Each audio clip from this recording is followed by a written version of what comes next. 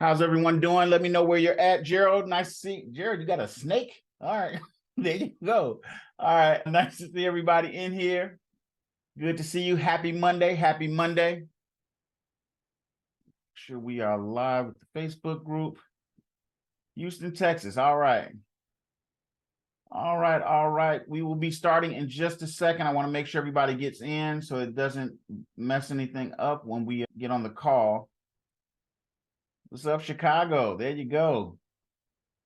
All right, I want to welcome everyone. Welcome, welcome, welcome. We will be going over some fun stuff tonight. We are going to be going over how to figure out what to offer these sellers. One thing, we get all excited. We got people calling us and talking to us. It's a completely another thing to actually offer them some money. So we will be talking about that. Oh, on vacation. Very nice. All right. Be careful. So nice. I like the picture though, Gerald. Good picture. All right, we got a couple more people coming in. Let's see. I'll give it about another 30 seconds and then we'll get started. Everybody, I hope everyone's doing well tonight. I'm feeling extra good. I love this topic. This is a topic that is near and dear to my heart and I struggled with for a long time because I literally used to just come up with all kinds of numbers. And so I figured out a system that works pretty well for us. So I'm going to go over that. Evelyn, nice to see you in here. And Evelyn, I've not forgotten about you. I got your stuff. After this video, I got like one more line that has to be fixed on yours, and then I'll be giving it to you. But you should have it tonight, so don't worry about it. Let's see what else. All right, everyone, we are going to go ahead and get started here.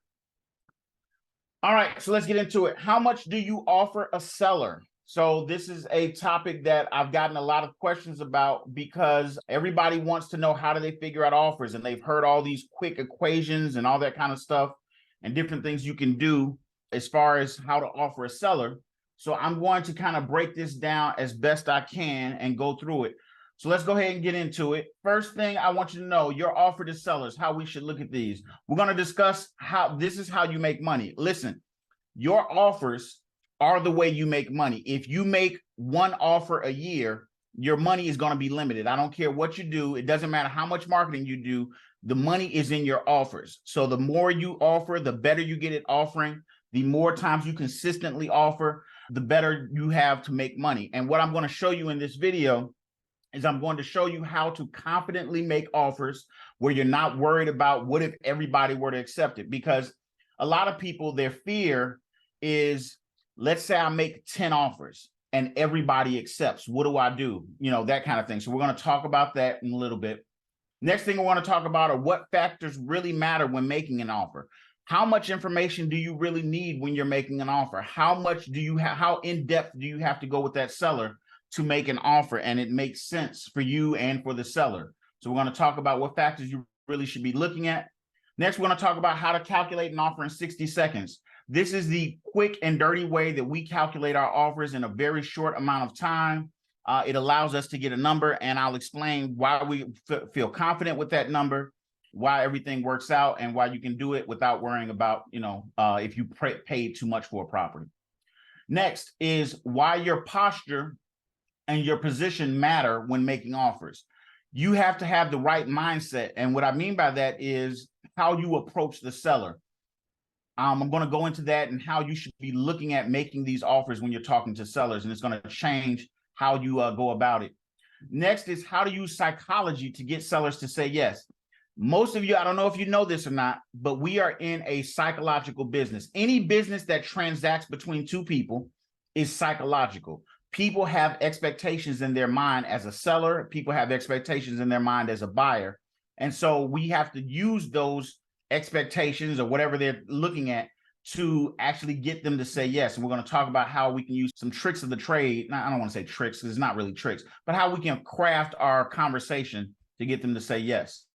All right, does that sound good? Is everybody ready to get started? That's what we're going to be going over for the next 25 minutes.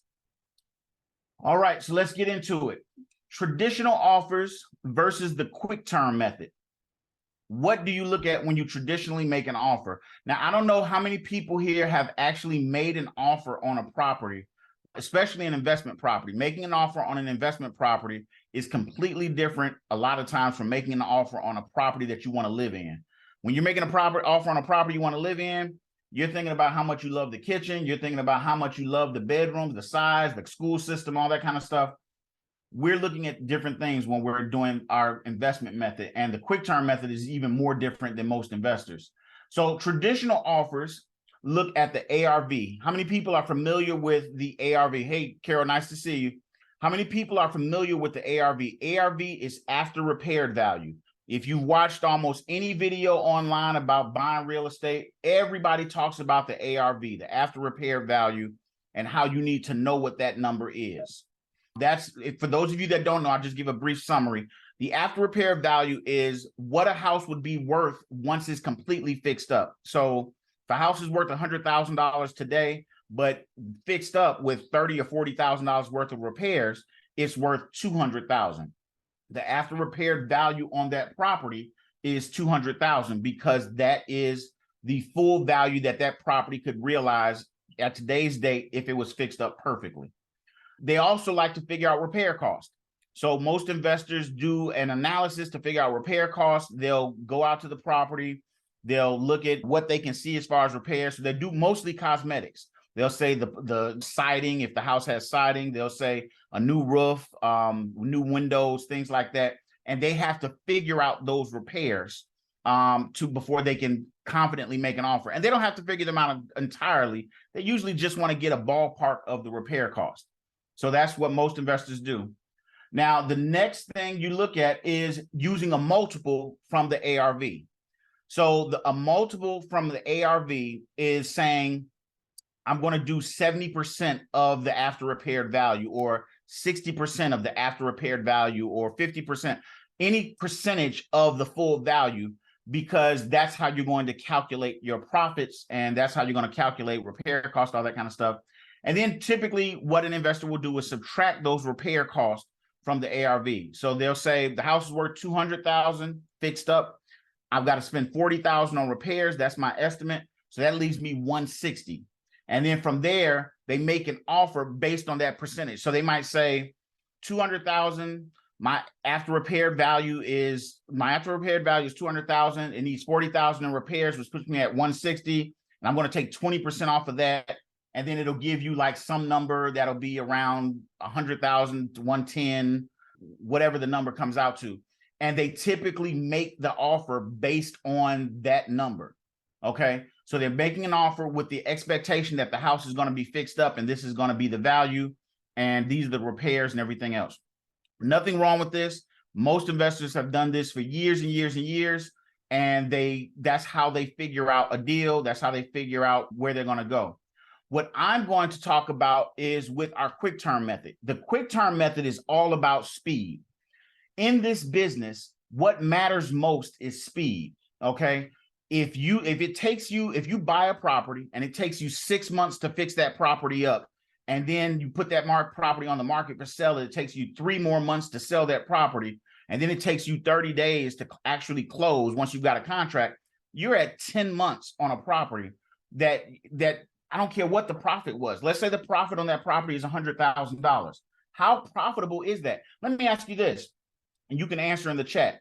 If I told you I could guarantee you would make $100,000 in real estate, and you would make it, let's say, in the next 90 days, but you had no clue, no idea of how soon you would get your next check from real estate, could you live like that?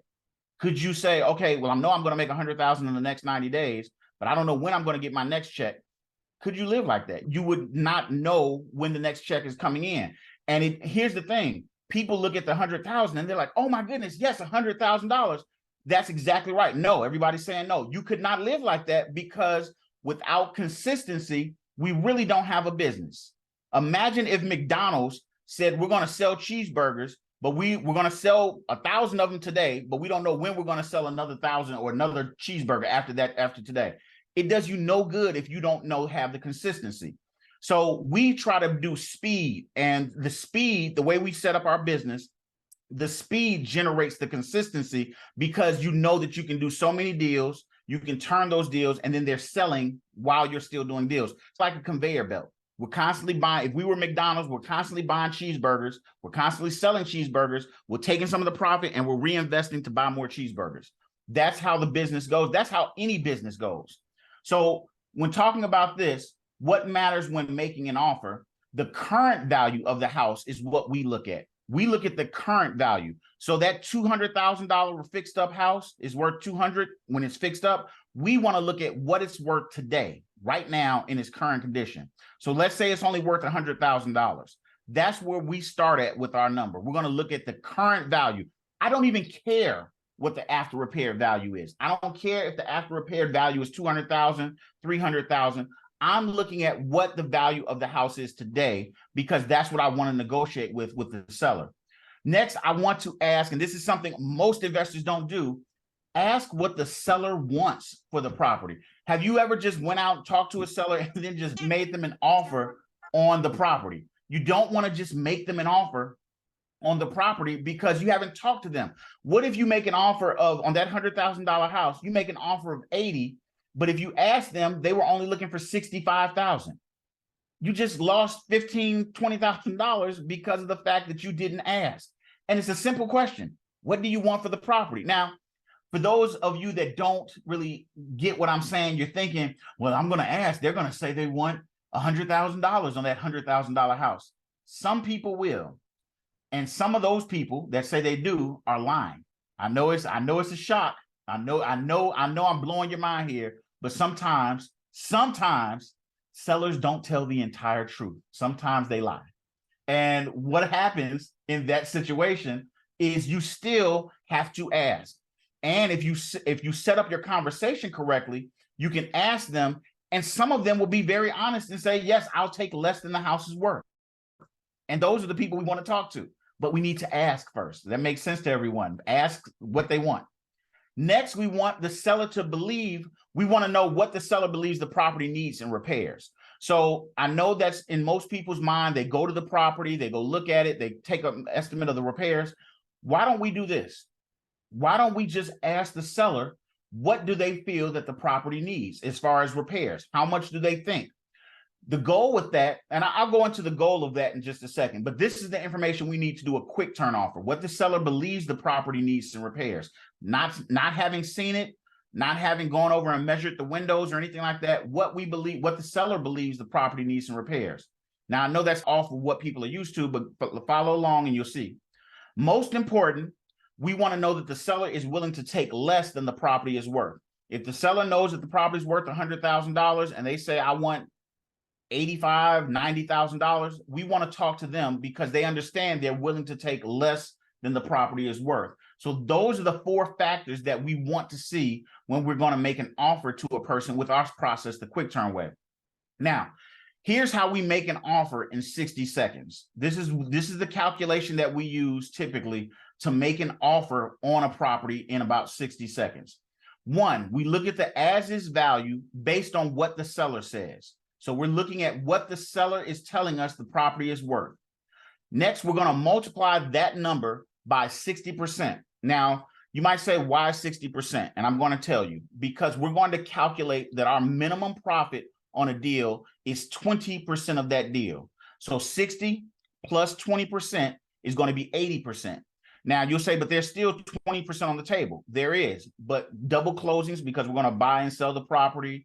The realtor fees, if we've got realtor fees, the fees for anything, let's say the city requires some repair on something, not cosmetic to make it beautiful, but let's say there's something they require just for you to be able to sell the property.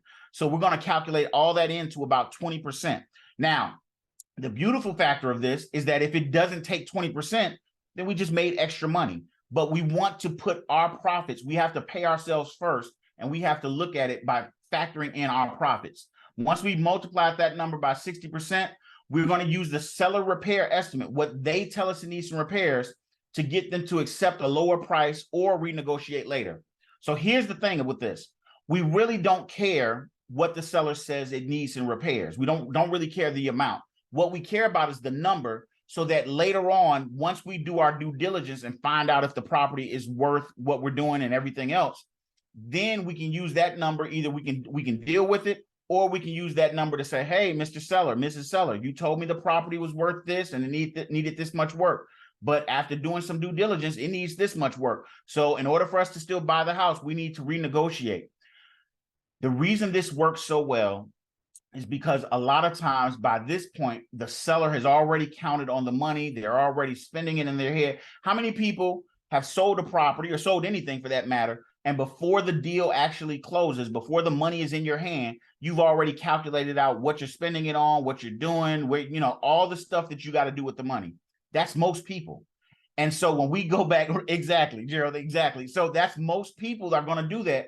So when we have to go back and renegotiate, they're not looking at, well, I'll just go to your competition. They're looking at it like, okay, can I make this number work still? And you're using their numbers as why you're renegotiating the agreement. It's not you're just renegotiating it because you want to renegotiate. You're actually doing it because of the numbers that they gave you. Does that make sense? So it's a much easier pill for them to swallow because it's the number they gave you versus you just making up a number and saying, hey, I want to do less. I want to give you less for the property. The next thing we're going to do is an example. So let's say the property is worth $200,000 as is. The property needs $10,000 in repairs estimated by the seller. So they think it needs about $10,000 in repairs. Well, our offer is going to start at 60% of today's value. Now, you might say, well, nobody's going to take that number. I guarantee you people will take that number. I guarantee it. People have all these high values and everything else, but by following the script, the process that we use, we break them down systematically by going over every detail with the house so that by the time we get a number and they give us a number, there usually isn't, if there is a lot of space, it doesn't matter. If there's a very little space, we usually have a deal. But you'd be shocked at how many people we make this offer to, and they wanted so much more than we were asking, but they end up taking our offer because of the way we position ourselves, which brings me to the next part. How you should posture and position yourself when making offers. This matters, how you position yourself, how you look at yourself. So let me break down what this means. There's a mentality you need to have when you're making offers. Most people are thinking of it, you're thinking of it from your position. I'm an investor, I want to buy a house, I want to make some money, I need to find a house. And so you're coming to the seller in a way of thinking, I really want to buy your house. Can we work out a deal? That's not the way you should be looking at this. The way you actually should look at this is we have the prize. We have the value. We have the thing that's worth it. We have the money. We have the line of credit. We have the funding, financing, whatever we have. That's the value. We can buy any property in the country, in the world with our money. They only have one property in one area. If you don't buy that property, they're stuck starting over again. You can go buy however many properties you want from anywhere else. And so we really are the one that has the value. You just have to see it that way and not see it as the seller's doing you a favor or you're tricking the seller into doing something. You're not tricking them or anything. You're simply stating, this is where I am, and this is the number that makes sense for me. Now, your posture should be with this, make the offer. Just make it. Because what you're doing when you make that offer is you're planting a seed. You're planting a seed in their head that's lower than I wanted. At the end of the day, it wouldn't be bad to get this much money and I could get it and go do something else and be done with this house. So you want to plant the seed. Your competition isn't planting the seed. Your competition is setting up appointments to go see the house, calling contractors to have them come meet them at the house to see the work. You get past all of that. Now, the other thing you need to look at is either they will or they won't. Our job is to put out offers. Now, you're probably thinking, I'm scared to put out offers because what if everybody accepts? If everybody accepts your offer after we just went through the strategy that we do of how to value, you got a couple of options. The first thing is your offers are probably too high if everybody accepts them. It just does not happen. Second thing is, if everybody were to accept your offer, let's expand our mind and let's go get all of them. If we can get all of them and the numbers make sense, we're going to do it in a way that we're protected at the end of the day. So let's go get every single one of them that they accept. Because at the end of the day, wasn't that what you're here for? You're here to get multiple deals. You're here to make multiple checks. So let's go get them. Let's not take it as a position of fear. We'll figure it out. I know you're saying, I don't have the money. I don't have this, that. You will figure it out. I bought a property set of 20 properties at one time, and I had to spend hundreds of thousands of dollars to buy them. It was a large transaction, but the numbers once I got the properties and sold them were in the millions. And I'll say it that way. And when I started, I had no way of knowing exactly how I would put together the money. I didn't have a line of credit at the time. I didn't have access to large funding, but I determined that I was going to do it. I was going to figure it out, and I wasn't going to quit. And it got to a point where I was literally calling lenders, telling them the situation and saying, this is what I got. And at the end of the day, if you have a good deal, somebody will finance it because somebody's willing to take that risk on the deal, not so much on you. I hope that makes sense to everybody, that you have to look at this differently. But once you do, it changes your whole dynamic on if you can do this business. You can do it. You just have to take a different attitude. Does that make sense to you guys? Let me know in the comments if that makes sense, of looking at it from the standpoint of I'm going to make this work no matter what. Because remember, a lot of you guys are at the point where you're thinking, if I could just get a deal, if I could just get someone to accept this number. Once you get past that point, you have to have the mentality that I'm going to make this happen, and it will make it happen. It will happen. It will come together. I can't tell you other than I can't say I guarantee. I can say this will come together when you put the time and energy into it. The goal with this is keep moving forward. It does not matter if they say no. I almost want you to get into the program and people start telling you no, they don't want to sell the house, because it's going to push the people that don't have a strong mindset. It's going to push them to get thicker skin. I have thick skin. I could literally, let's say all of you guys were buyers of property or sellers of property, and you didn't want to sell me your property. I would keep pushing because I know that I can keep going forward, which comes to my last point of follow up regularly. I keep following up. They can tell me no. They can say, no, I don't want to sell the house. No, I don't want, that number is too low. No problem. I understand, completely understand. I'm going to take this money and give it to someone else. See how I did that to make them think that they're missing out? And then I follow up with them regularly, every 30, 60, 90 days. Hey, Mr. Johnson, this is Art just following up with you. We made you an offer to buy your house. Are you interested in selling now? No, I'm not interested in selling. Click. Okay, no problem. 60 days out. Hey, Mr. Johnson, this is Art. We made you an offer a while back about selling your house. Are you interested in selling? No, I'm not interested in selling. Click. No problem. 6 months from now. Hey, Mr. Johnson, this is Art. Did you ever sell that house that you had? No, I didn't sell the house. Would you like us to take another look at it and see if we can put together an offer? Yeah, my wife is tired of dealing with it now. I think I just want to go ahead and sell. What are you offering? Boom. I did not quit. I did not stop. And I got a deal. That happens all the time. And at the end of the day, would you rather have your money today, or would you rather have your money 6 months from now? The answer is you don't care. If I can get some deals today, some deals 3 months from now, and some deals 6 months from now, who cares? I want money all the time. I've never gotten to a point in my life where I don't want the money. I always want the check. So this is the process. Keep following up, making offers. Don't worry about if they don't get accepted. If they all do get accepted and you've got great numbers, you will be able to find financing. So I hope this makes sense for you. Now, the last thing I want to touch on is using psychology to get sellers to say yes. So there are a few rules that help when negotiating with sellers that can lead them to a yes. Your role as you're talking on the phone, as you're going through this process, is not to convince the seller to take a low price. Have you ever gotten into, I'm going to give you a perfect example. It's going to put this into context for you. Have you ever got into a political argument with a family member? Have you ever, you got somebody in your family that's a hardcore Trump supporter, or they're a hardcore Biden supporter, and they have, you sit down at Thanksgiving or you sit down at a meal and somebody brings up politics, and you spend the next hour talking to them about, Trump really doesn't make, Trump really doesn't make any sense. And you're giving them all the reasons why Trump doesn't make any sense. They're giving you all the reasons why Biden doesn't make any sense. At the end of that time, you will never get back. At the end of that time, have you ever convinced them that they were wrong and Trump is bad, or they were wrong and Biden is bad? I can almost guarantee you never have, and you never will. It is not our role to convince a person to take a low price. It is our role to talk to them and offer them a price. Because at the end of the day, your competition wanted to go see the house and they didn't make an offer. Your competition missed the appointment because their daughter had to go to ballet and didn't make an offer. Your competition never answered the phone and didn't make an offer. All of these people do all of these things except make an offer. Our job is to make the offer. We will make money that way.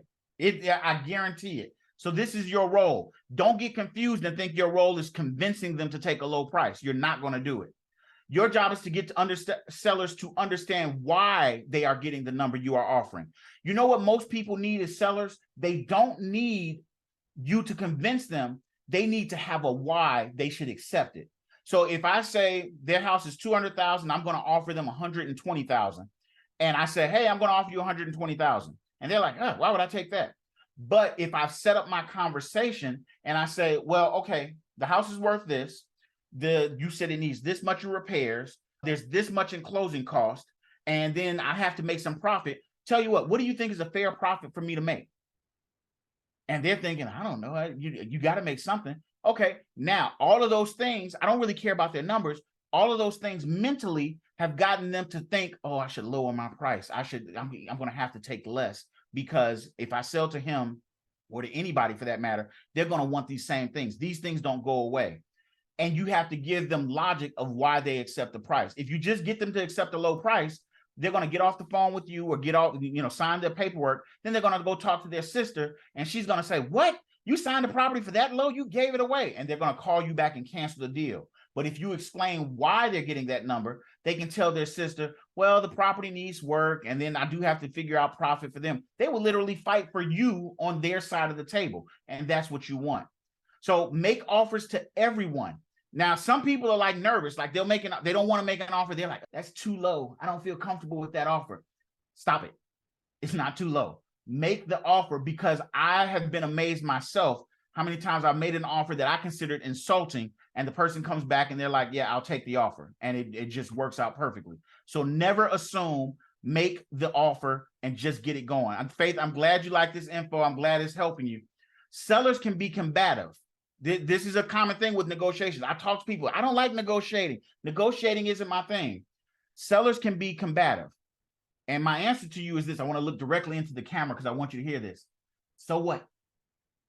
So what? Combative? What is that? Someone is upset. First of all, they called you. They called you about selling the house. How do you call me mad at me because you want to sell your house? It makes no sense. So even when they're combative, do you have any reason to be combative with them? Should you be combative? You know the best way to stop someone who's combative? Kill them with kindness. Hey, Mr. Seller, so-and-so. I understand. Well, I just need to ask you a couple of questions, blah, blah, blah, blah, blah, and talk to them in the most kind and respectful way that you can. Because one, it's hard to punch and fight somebody who's not fighting back. They're just going to drop a lot of times this is their defense. This is their defense to not wanting to tell you. They don't want to be taken advantage of. Meet them with kindness. You have no reason to get mad at them, and this is going to disarm them, and they're going to get to talking. I cannot tell you how many times I've been on the phone with the seller, and we started off, and they were very combative, very standoffish, and by the time we finished the call, they're telling me about their kids. They're telling me about how their wife is doing something. They want to do this. They just want to go on vacation. They really don't even want this house. Be kind to them and don't take it personally. Don't look at it as they're being combative with you. They don't know you. They don't know you from anybody. Why would they want to beat you up? They just don't know. So if you take these lessons with you, these are key ways that you can disarm and win with sellers and get them to a yes. So the last one is they may not say yes today, but this is part of the follow-up. They will remember the one that offered them no matter what, because now what are they doing when you make them an offer? Even if they don't say yes today, they're comparing your offer to all the different options that come out there. They're comparing your offer to the other investor that finally gets out there after 2 weeks that makes a really low ball offer. They're comparing your offer to the agent that says, I might be able to get you a little bit more or whatever, but the house needs work or the neighborhood isn't good. They're comparing your offer to everybody else. And if you follow up with them regularly, they're going to reach back out to you, or you're going to follow up with them and they're going to say yes. So these things all matter to get the sellers to a yes. And again, you don't care when, but you care that they get to a yes. Finally, what negotiation is not? And I'll go through this quickly because I'm running a little bit long. Negotiation is not hard. So stop telling yourself it's hard to negotiate. I don't know how to negotiate. It's not hard. Negotiation is not an argument. It's hard to argue when one person is being kind and professional and the other person is being a jerk. It's just hard. Negotiation is not cold-blooded or mean. Everything I say to these people that I'm talking to, that I'm dealing with, it's not cold-blooded or mean. It's just getting them to open up and talk and get us to a number that we're both happy with. What negotiation is a conversation. We could be negotiating right now. You're talking to me, I'm talking to you. We're just going through a conversation. It is asking questions. You have to get information from them. Asking questions is another way to disarm sellers. In our process and our training, we teach people how to negotiate. We actually practice with our students so that they know how to negotiate, how to say it. Because I can give you a script, but if I give you a script and you still don't know how to do it, it's not going to give you much help. But if I show you how to use inflection, how to use when to be quiet and pause, these things make a difference. And negotiation is something everyone can do well. You just need practice. So stop saying you're not good at negotiation. You don't like to negotiate. It just is not true. You just haven't done it enough. At some point in your life, you didn't like to walk. You know, you were a baby and you didn't like to walk. You'd rather crawl, but you practice and eventually you started walking, hopefully. And so you get good at the things you practice at. So I hope this has been good for you. If you want help in building this type of business, I try to give you guys good information. I try to give you, thank you, Evan. I try to give you all good information about how the process works, why we're successful at it, and why it's not magic. I'm not doing magic when I get these great discounts. Oh, Gerald, yeah, I'll go back to the first one, I think. Let me get through these. You know, it's just, we do all of this stuff. If you want to jump on a call with me, we can talk about how we do financing audits. We can look at where you are financially, see if we can help you get in position to get financing to do this kind of business. Even if we can't help you directly, we have a lot of resources that we can share. But I can promise you that what this is a full process and system to how to consistently do deals and be successful and build a lifestyle business where you can afford to quit your job, replace your income, where you can go and travel and live life and not just be relegated to a desk or relegated to what you think your life has to be. It does not have to be that way. And for those of you that don't have a lot of cash and don't have great credit, you can still do it. You just need that first deal. And it may take you a little bit longer or be a little bit different, but it's definitely possible. So I don't want you to give up. Now, if you're just starting out and you don't have credit, you don't have cash. Ooh, these lights are hot. If you don't have cash or credit, like I said, then we offer a paid content group on Instagram or Facebook. You can take a picture of these links and you can actually see them to get into the groups. And we talk about how to do this stuff, at least how to start on a smaller scale if you don't have cash or credit. If you have cash and some credit and you think you're ready in a good position, you can always jump in and talk to me and we can talk about what it means to work with us and if it's a good fit for you. In this stuff, we talk about strategies, we talk about marketing, we talk about tips on negotiation, and we talk about asking deal questions. People have deal questions all the time. So if you're interested in just getting into this, and this is very affordable, it's about $10 or $20 a month, so you can learn it and you can go through the process and ask questions about your deals as you're going through. I hope this has been helpful for you guys. I hope this has been beneficial. Give me a thumbs up in the comments if this has been something that you think you like, if you want more content like this. I try to do a great job of providing information on how we do business, but let me know what you guys think. Let me know in the comments if you've got questions or anything, or set up a call. I will put a replay out for this training tomorrow so you can see if you missed any of it. So Gerald, I don't think I can go back on this thing easily, but I'll put the replay out tomorrow and you can go into it and check it out and you'll be able to see everything. And if you have questions, click on the link in the replay to jump on a call with me and I'll be happy to talk with you guys. Thank you, Carmen. I appreciate it. If you got other topics you want me to talk about or things that you guys are curious about, let me know in the Facebook group. Just put a comment in the Facebook group. Hey, Art, can you talk about this? And I'll put together content. I really, really do want you guys to learn this stuff and be successful with it. We as a whole, everyone can do better and do better for our families, our kids, our livelihood if we just work together. Everybody is not trying to just get your dollar. I mean, we do all want to make money, but at the same time, we can learn together and we can grow. So I hope this was beneficial. As always, my future quick turn hunters, happy hunting, and I will talk to you guys later. Enjoy the rest of your night and happy Monday.